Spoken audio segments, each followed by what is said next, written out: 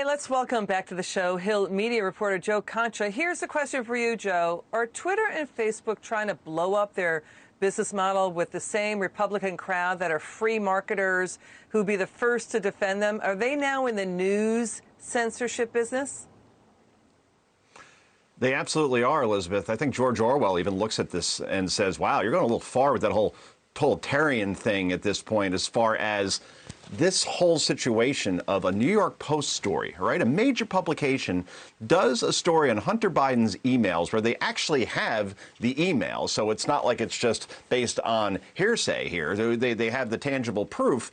And for Twitter to say, okay, we're not even going to allow you to share this on our platform. And if you do, your account will be locked. Just ask Kayleigh McEnany, the White House press secretary. Ask the Trump campaign, who had their accounts locked. And now tonight we're just getting word that Twitter's going to now no longer block the New York Post story. That's literally what I'm reading right now. So they reversed course, but that's 3 days later, and they've taken this now and blown it up into a much more huge story than it probably even would have been, because they've attracted all this attention for themselves. But they could get away with it, Elizabeth, because hardly any journalists out there are actually standing up and saying this is wrong, this should not happen, because to do that would be therefore to actually start doing their jobs in investigating this Hunter Biden story, which isn't even, where there's smoke, there's fire. This is a California wildfire at this point, but only conservative media, it appears, is looking into these allegations at this point. But again, with Twitter, to say, okay, we'll allow you to share that story. Look, the toothpaste is already out of the tube. The genie's already out of the bottle. You can't put Humpty Dumpty back together.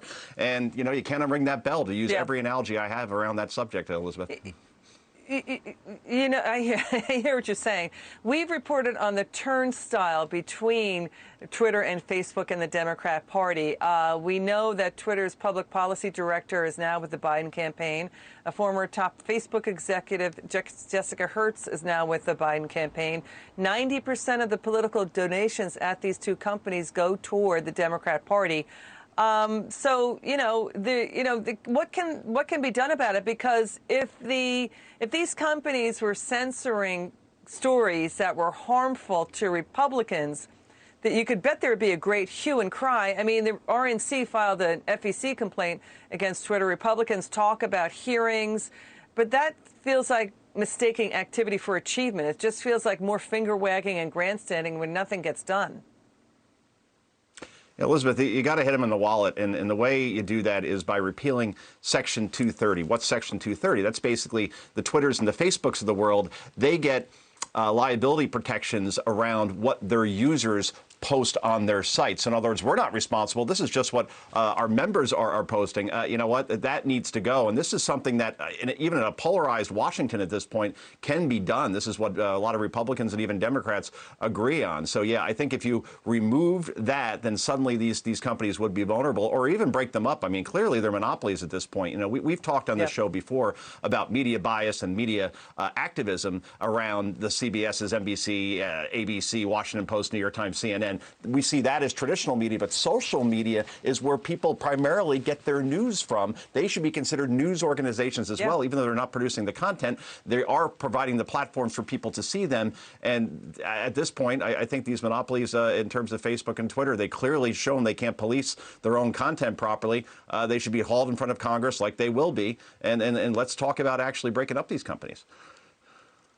Yeah, editors make editorial decisions. Twitter and Facebook themselves are making editorial decisions by showing which stories to show and what not to show. That's an editorial decision. Twitter says it changed its policy that it will no longer remove, quote, hacked content unless it is directly shared by hackers or those acting in concert with hackers. But Twitter could still bend that and still block the New York Post story, claiming Post reporters were acting in concert with where they got the material. And in fact, to this, as of this hour, I think that up until now, had been blocking the New York Post story. Your final word.